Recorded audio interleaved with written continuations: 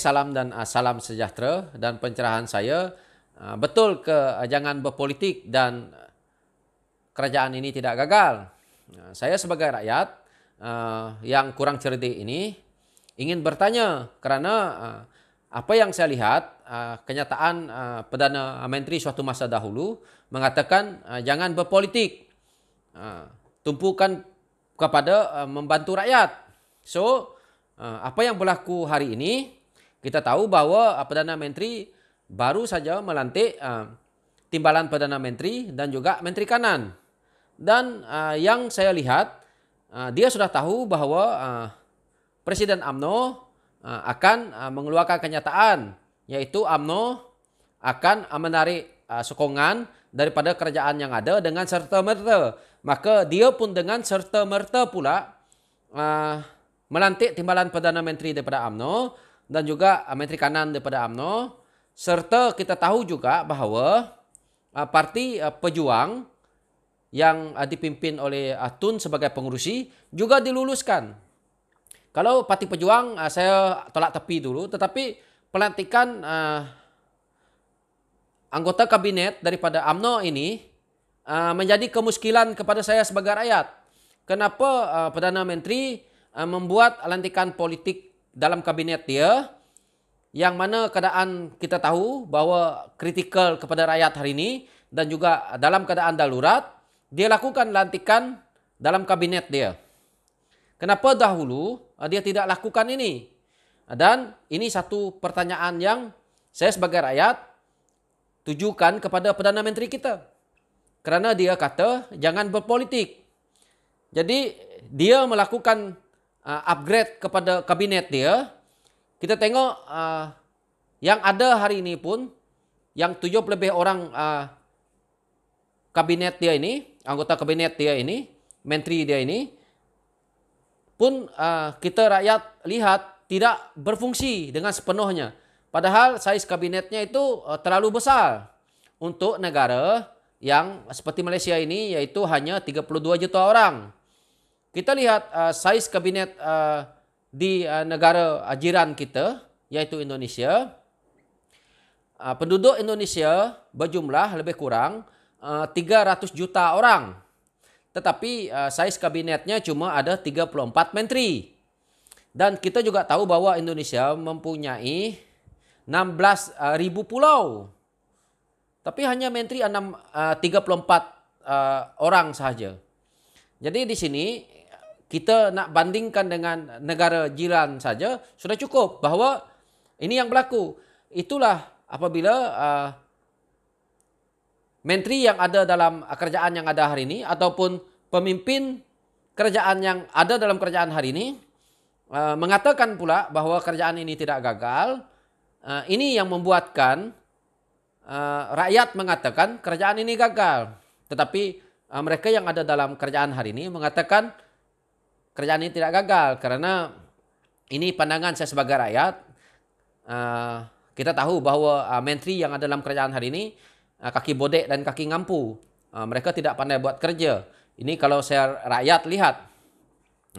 Saya tidak mengatakan semua menteri itu kaki bodek, kaki ampu. Tapi rata-ratanya begitulah.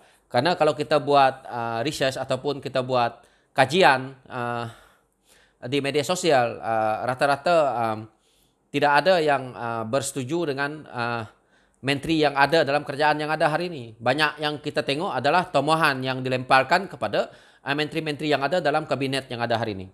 Begitu juga UMNO yang dalam kerajaan ini, orang UMNO di luar mengatakan bahawa kerajaan ini gagal. Tetapi pemimpin UMNO yang ada dalam kerajaan ini, mereka pertahankan bahawa kerajaan ini tidak gagal. Kerana kita tahu pemimpin UMNO yang ada di dalam ini adalah pemimpin yang nak mengampu Perdana Menteri yang ada ataupun kerajaan yang ada ni bertujuan untuk tembolok dia sendiri, yaitu untuk jawatan. Dan kita tahulah bila dapat jawatan macam-macam ada dalam tu, kewangannya segala macam lah, benefit yang ada dalam tu. Jadi ini adalah yang pada mereka kerajaan ini tidak gagal. Saiznya XXL tetapi tidak ada fungsi. Malah kalau Perdana Menteri kata kerjaan dia tidak gagal ataupun orang-orang dalam kerajaan PN ini mengatakan bahwa kerjaan ini tidak gagal, kenapa baru hari ini nak melantik timbalan Perdana Menteri? Bermakna daripada awal kamu tubuhkan kamu punya kerajaan dan lantik anggota kabinet kamu, bermakna selama ini kabinet yang telah dibentuk itu gagal karena hari ini kamu kata nak lantik timbalan Perdana Menteri ini bertujuan untuk menangani masalah COVID. Bermakna selama ini kabinet ini dilihat sebagai tidak berjaya karena tanpa timbalan maka COVID ini tidak dapat diselesaikan masalahnya. Dan kita harap selepas dia membuat lantikan timbalan Perdana Menteri ini dalam sebulan lagi saya harap mendadak turunnya. Mungkin tinggal lagi cash dalam sebulan ni mungkin saya harap dalam lagi 5 orang aja kena per hari. Ini harapan saya sebagai rakyat karena orang yang ada dalam kerajaan hari ini mengatakan kerajaan ini tidak gagal. So kena buktilah kepada kami rakyat. Apabila kita jadi menteri ini, orang yang jadi menteri ini yang sepengetahuan saya sebagai rakyat, kamu adalah harus bijak daripada rakyat di luar. Dan kamu harus mempunyai idea yang terbaik daripada kami rakyat. Karena kami rakyat ni yang menaikkan kamu untuk menjadi menteri. Jadi kalau kamu bercakap seolah-olah teruk daripada kami yang di bawah ni, bermakna lebih baik kamu orang letak jawatan ataupun mengundur diri daripada bidang politik.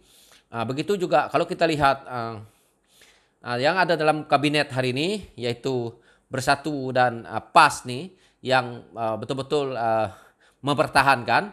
Kalau Bersatu tak apa, saya boleh terima kerana Bersatu adalah tunggak kepada segala-galanya kerana Perdana Menterinya adalah daripada Bersatu.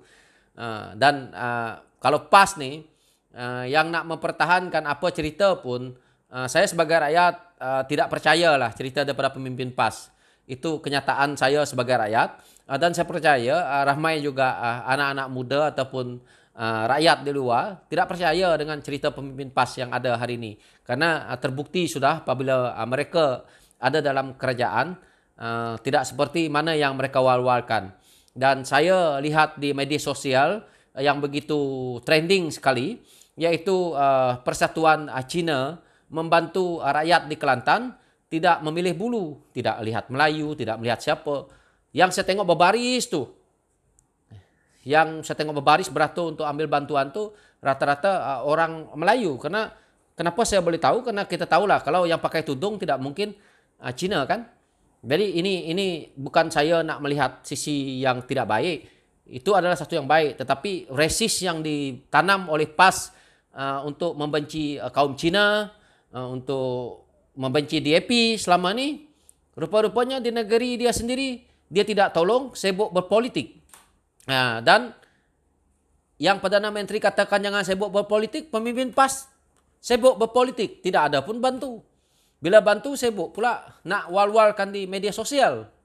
Sebenarnya benda yang baik ini kalau kita lakukan tidak perlu diwal-walkan ke media sosial. Dia otomatik saja orang akan wal-walkan ini. Bukan yang membuat bantuan ini, bukan dia yang ambil gambar, ambil video, tetapi yang ngepostkan itu adalah budak Melayu yang ngepostkan inilah kerajaan Kelantan ini gini.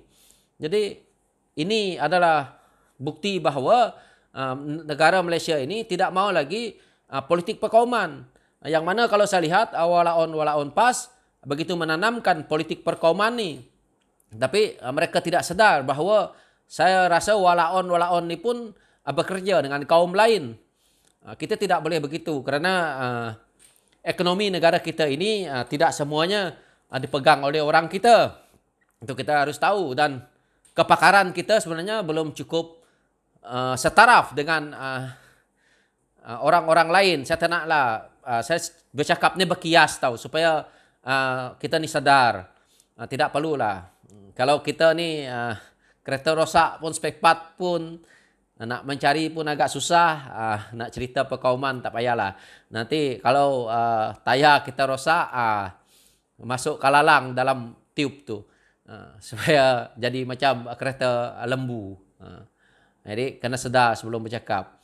Ini kadang-kadang pemimpin ni cakap pompang-pompang, tetapi untuk membuatkan orang-orang di bawah itu seolah-olah ditipunya saja. Ini tidak baik lah. So ini yang saya lihat. Kalau bersatu dia wajar. Dia mempertahankan dia punya bos. Karena bos dia yang jadi Perdana Menteri. Kalau UMNO yang kita lihat hari ini, sebenarnya ini pandangan pribadi saya. Bahwa UMNO dalam kerajaan ini sebenarnya mereka pun gila kuasa. Karena kita tahu UMNO inginkan kuasa ini, terutamanya Perdana Menteri itu untuk mereka memperkukuhkan kekuatan parti mereka. Dan kita tahu bahawa dalam UMNO ni kluster dia pun banyak. Jadi lebih baik macam bersatu dan PAS. Walaupun saya tahu orang politik ini pembohong memang nomor satu harus pandai. Ataupun membodek dan pengampu itu harus bijak juga. Tetapi lebih baik mereka cuba hindarkan daripada kegiatan-kegiatan yang mana pemimpin UMNO telah lakukan. Yang mana kita tahu hari ini kita dengar kluster mahkamah mereka terlalu banyak. Jadi sebelum kerajaan ini tumbang nanti, jangan sampai kamu yang ada dalam kerajaan hari ini pun akan terjebak dengan isu-isu yang sama. Jadi kita tak nak pemimpin kita ini dilihat oleh negara luar sebagai pemimpin yang rakus dengan kuasa dan penuh dengan rasuah. Ini yang saya rakyat lihat. Begitu juga kita kembali kepada cerita kegagalan ini tadi, bahawa saya harap kalau saya yang sebagai Perdana Menteri ataupun kalau saya sebagai kapten kapal, kalau saya tidak berjaya mengemudikan kapal di lautan yang penuh bergelora, saya akan patah balik dan saya akan serahkan kepada kapten yang baru untuk membawa kapal itu berlayar. Karena kalau saya bawa, saya takut kapal itu karam. Jadi lebih baik saya patah balik dan saya serahkan kepada kapten yang baru. Dan kapten yang baru itu kalau dia nak dilantik, kita tahulah mungkin daripada panglima dia yang akan melantik kapten barunya. Jadi kita kena serahkan kembali kepada panglima dia, biar panglima dia lantik kapten baru untuk mengemudikan kapal ini. Kalau saya, itu pandangan saya dan sekian pencerahan saya. Thank you.